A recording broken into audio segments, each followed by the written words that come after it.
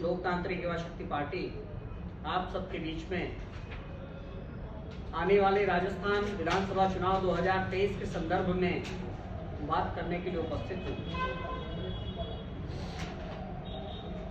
हमारी पार्टी लोकतांत्रिक युवा शक्ति पार्टी आगामी 2023 राजस्थान विधानसभा चुनाव में सहभागिता करने जा रही है। वर्तमान राजनीतिक परिवेश में आप सभी से कुछ भी छुपा नहीं है। जहां तक मुझे लगता है कि जो भी सरकारें हैं वो अपना संपूर्ण पूरी ईमानदारी के साथ जनता को नहीं दे पा रही। एक राजनीतिक अस्थिरता बनी हुई है। जनता पेंडुलम की तरह से एक दल दूसरा दल, एक दल दूसरा दल ऐसे ही घूमती चली जा रही, कभी ये कभी वो कभी ये। जनता को एक अच्छा और मजबूत विकल्प नहीं मिल पा रहा। हम लोग लोकतांत्रिक युवा शक्ति पार्टी के रूप में एक विकल्प के तौर पे एक अच्छे आदर्श की स्थापना हेतु राजस्थान में उपस्थित हुए। हमारा संगठन उत्तर प्रदेश, दिल्ली, गुजरात, कर्नाटक, छत्तीसगढ़ लगभग सक्रिय है। बाकी हम सक्रिय करने का प्रयास लगातार कर रहे हैं। राजस्थान विधानसभा चुनाव 2023 नवंबर में संभवतः होने वाला है। यहां की वर्तमान सरकार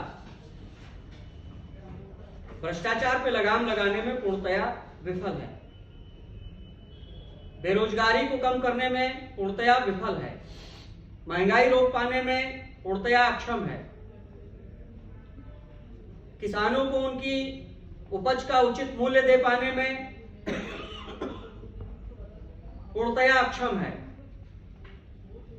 स्वास्थ्य सुविधाओं का जो हाल है वो आप देख ही रहे हैं। शैक्षिक स्तर बहुत ही गिरा हुआ है, जबकि देश में यहाँ के पढ़ाए हुए बच्चे, यहाँ की कोचिंग संस्थानों में पढ़ाए हुए बच्चे पूरे देश में प्रतियोगी परीक्षाओं में भाग ले रहे हैं, लेकिन राजस्थान के बच्चे उसमें पिछड़े हुए हैं। राजस्थान के बच्चों को जब भी सरकारी सेवाओं के लिए आवेदन करते हैं, प्रतियोगी परीक्षा में भाग लेते हैं, तो कभी पेपर लीक हो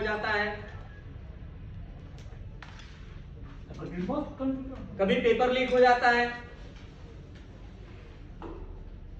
कभी उनकी परीक्षा सही तरीके से नहीं हो पाती है, जिससे वो ठगे जा रहे हैं, छले जा रहे हैं। लगातार उनके साथ इस तरीके का भेदभाव हो रहा है। हम लोगों की पार्टी वर्तमान आगामी विधानसभा चुनाव में किसानों के मुद्दों को, बेरोजगारी को, शैक्षिक स्तर के सुधार को, प्राथमिक स्कूलों की व्यवस्था को सुधारने हेतु, ग्रामीण स्तर तक स्वास्थ्य सुविधाओं को पहुंचाने हेतु इन विषयों पे कार्य करेंगे। पर्यावरण के संतुलन के लिए हमारी पार्टी संकल्पित है। हम लोग पर्यावरण के लिए भी कार्य कर रहे हैं और आने वाले समय में स्वस्थ भारत के निर्माण में अपना पूरा सहयोग करना चाहते हैं। देश की आजादी से लेकर के आज तक हमारे देश के अमर क्रांतिकारियों, शहीदों, स्वतंत्रता संग्राम सेनानियों या उनके आश्रितों को मूल सम्मान अभी तक नहीं मिल पाया। किसी भी पार्टी ने, किसी भी सरकार ने क्रांतिकारियों के परिवार से आज तक किसी भी एक व्यक्ति को राज्यसभा, विधान परिषद या किसी बोर्ड का अध्यक्ष नहीं बनाया। सरकार के लाभ के पद पर किसी भी क्रांतिकारी के परिजन को नहीं भेजा गया। बड़ी बड़ी सीटों के लिए सौदेबाजियां होती हैं,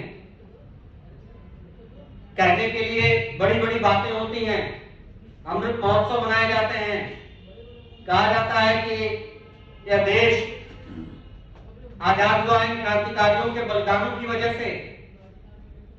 उन क्रांतिकारियों ने हंसते हंसते फांसी के फंदे चूम लिए इस देश को स्वतंत्रता दिलाने के लिए, लेकिन इन सरकारों ने आज तक उनके परिजनों को कभी भी किसी भी लाभ के पद पर नहीं भेजा। यही हाल हमारे मजदूरों के साथ है, यही हाल किसानों के साथ है, यही हाल समाज के अन्य अग्रणी बंधुओं के साथ है।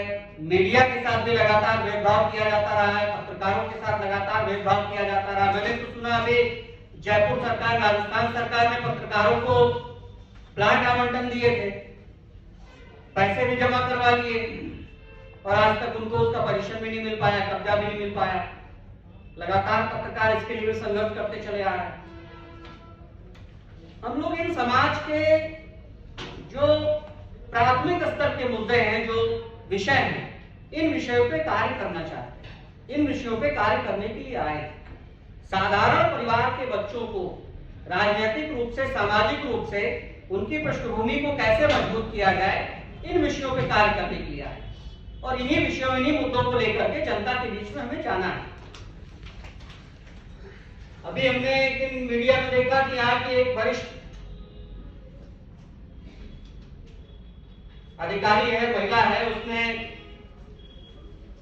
अपने साथ के एक आईएएस के ऊपर आरोप लगाया कि वो सेक्स रैकेट चलाते हैं और सरकार में बैठे हुए कुछ लोग उनका समर्थन करते हैं।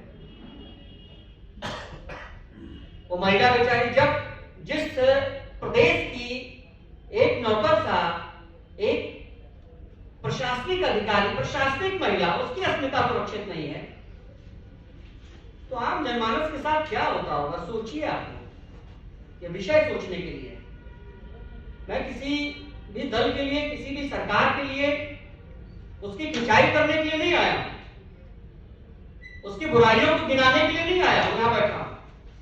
मैं सिर्फ एक आईना दिखाना चाहता हूं कि सरकार का कार्य है निष्पक्ष रूप से सभी को न्याय दिलाना और निष्पक्ष रूप से प्रशासन चलाना। यदि कहीं कोई कमी है, हो सकता है कि हमारे आदरणीय मुख्यमंत्री जी के पास से बात ना पहुंच पा रही हो, तो मैं प्रेस के माध्यम से बात उनको पहुंचा रहा हूं कि कम से कम अगर ऐसी चीज है तो राजस्थान की बहुत बड़ी बदनामी हो रही है, इन चीजों पे लगाम लगना चाहिए, रुकना चाहिए इन चीजों। वाजपेयी जी बताइए कि आपके नई पार्टी आपने बनाई है 2016-17 में इसका गठन हुआ, तो इसकी आइडियोलॉजी क्या है और राजस्थान में जो आपने कार्यकारिणी का गठन करेंगे विधानसभा चुनाव